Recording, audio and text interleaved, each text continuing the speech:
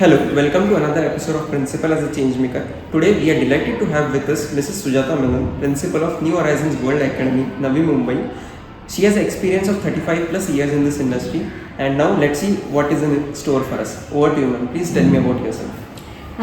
Myself, Sujata Menon, would identify myself not just as a principal but as a teacher, because that is where my passion lies.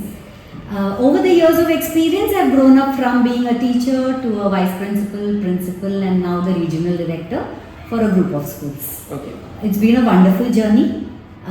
Over the years, I've seen the transitions happening in the world of education, where we started off with the chalk and board.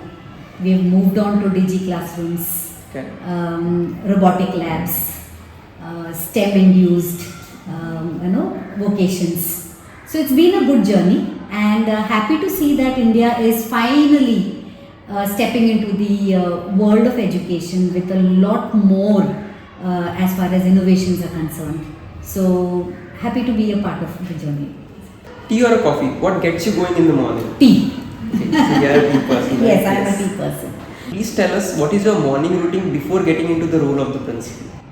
Morning routine with my cup of tea is the plan for the entire day. Okay.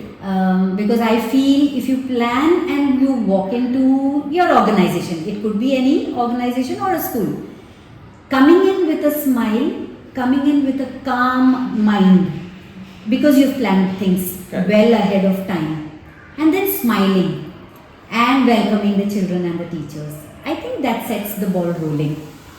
So planning things meticulously and then compartmentalizing everything so that by the end of the day you have accomplished what you had planned, or at least most of the things are checked, on your checklist. So that's how I start my day. Any one part of your morning routine that gets you going throughout the day? I spend at least 10 minutes with my pet. Oh, nice. So I have a dog at home and I am a pet parent. I would love to introduce myself as that as well. And the kind of warmth, unconditional love and support that she gives without even saying a word, I think covers up for 100 people around me. Absolutely. That gets me going. Yeah. So coming on a lighter tone, were you born and brought up in Mumbai, or how was your journey? Yeah, I was born and brought up in Mumbai. My parents are also from Mumbai. Basically, they have also born and brought up in Mumbai. I grew up at Goregaon. Okay. I was a part of a state board school, Vivek Vidyalaya. Okay. It stands still now at Goregaon, and lot of talk about whether we should send our children to state board, CBSE, ICSE, international. Parents keep coming up with this question. When we were young, there was no choice. We all came out of state board schools, but we did very well in our lives.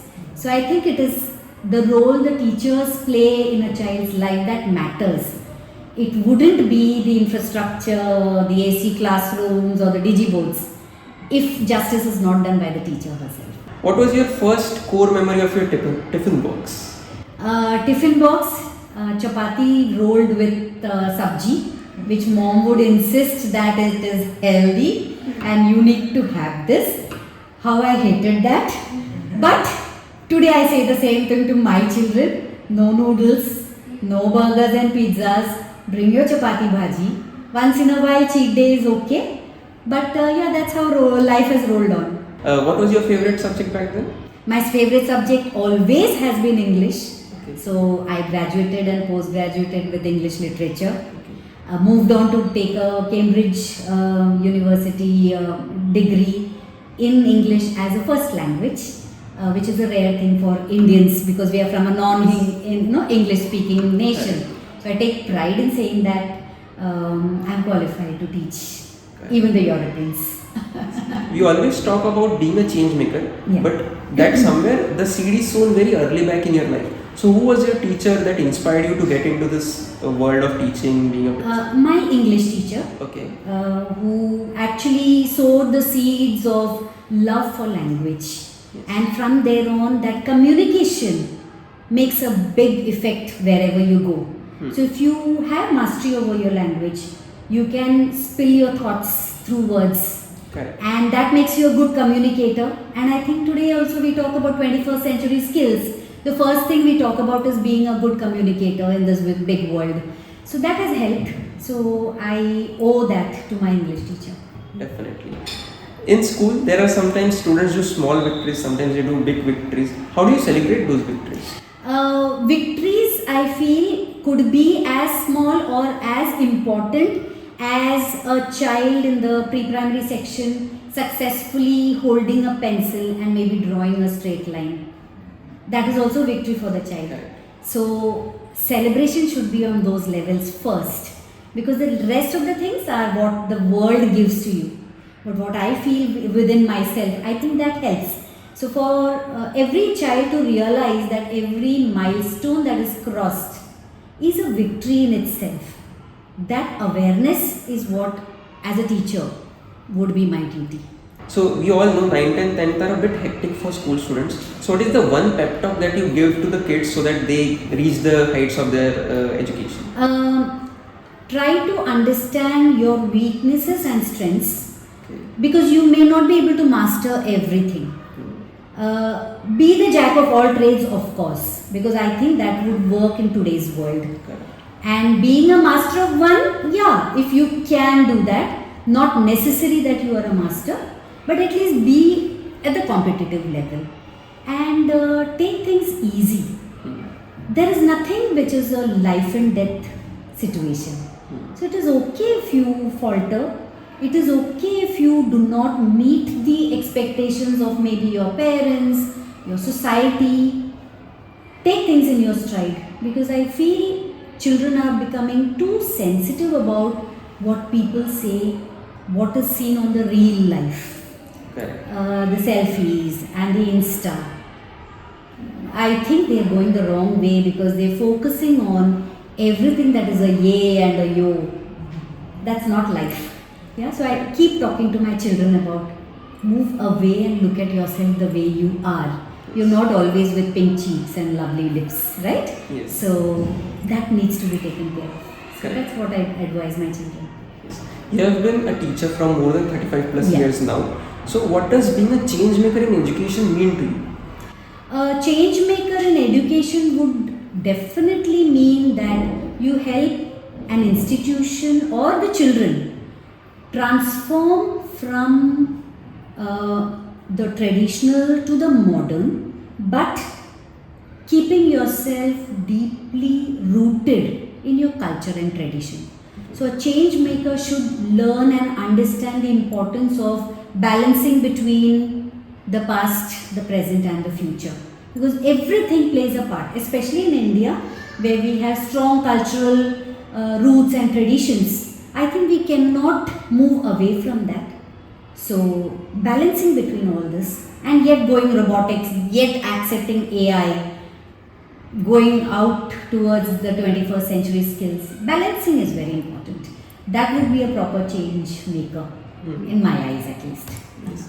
We come from a Gen Z generation. Yeah. So I am assuming after you, maybe 10 years down the line, 15 years down the line, there will be a Gen Z principal. Yes. So what is the one advice to that Gen Z principal from your side? First thing is I keep learning myself. So as far as the Gen Z is concerned, I ensure that I am at least on the same page when children talk to me. So the FOMO and the YOLO, somewhere I try to keep part of that. Yes, for the future principals, like what I'm foreseeing is encouraging these young leaders in the making. They might be coordinators today, but tomorrow they will grow up to be vice principals and principals. Keeping with the times, understanding the language of the current generation, whichever generation they belong to. That will ensure that they become a Gen Z principal whenever they are. Because I think a minimum age requirement for the maturity to come in to become a principal would be a 38 or 40 years old. So by then the three generations have moved on. Correct. So keeping with the times and learning the language of the current generation wherever you are will be important. Very true. So being a leader, there have been some tough calls, tough decisions. So what has been being a leader have taught you? Being a leader has taught me that maybe the limelight may not come always to you. You have to start learning and accepting the fact that you need to be behind the curtain and be the driving force. So when I moved on from being a principal to the regional director, my guru told me this. There was just one question he asked me, that Sujata, are you ready to work behind the curtain? Maybe the limelight will go to the principals of your schools. Okay. Maybe the decisions and the ideas were yours, but probably you're not going to get the limelight. So are you ready for that? And if yes, you're ready to move up the ladder. So that's the same advice I would give all the young leaders. After 35 years and many more years down the line, what is the legacy that you want to leave behind you? I always dream of being remembered like the great APJ Abdul Kalam. Okay. Because I feel every person he has touched directly or indirectly as a teacher, it is massive. And somewhere, if possible, I would love to have people remember me as a good teacher, someone who impacted their life in maybe a small way, and someone who would love to remember me as, yes, I was lucky to be associated with her. So that's the legacy I would love to have. That's surely the case. Being a principal, there is always a heavy amount of work. So how do you manage your work-life balance? Work-life balance, yes, challenges are there. And every day is a new challenge, because it cannot be that, okay, I've been a principal for a number of years and I know what's going to happen. Because we are talking about children, we are talking about the new generation of teachers. Challenges do come. Generation of parents has also changed. So the attitudes have changed. So work-life balance definitely needs a lot of maturity, taking decisions very objectively, very important, because nothing can come to you at a personal level. You need to be objective and you need to understand where the concerns are coming from, so that you can tackle it accordingly. So that's how I try to balance my life. Okay. Lastly, we believe Changemaker inspire more changemakers. So who do you think is the next principal that we should invite to our Principals as a Changemaker podcast? Okay.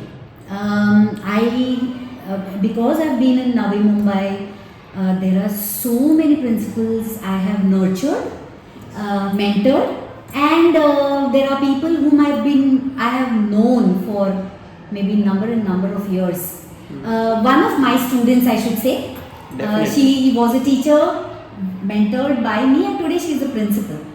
Maybe I should nominate her to be the next person. Young girl, very new to the profession, but yes, she's doing a good job as a principal. She is Miss Memol Jitesh, principal of Indo-Scots school at Kamote.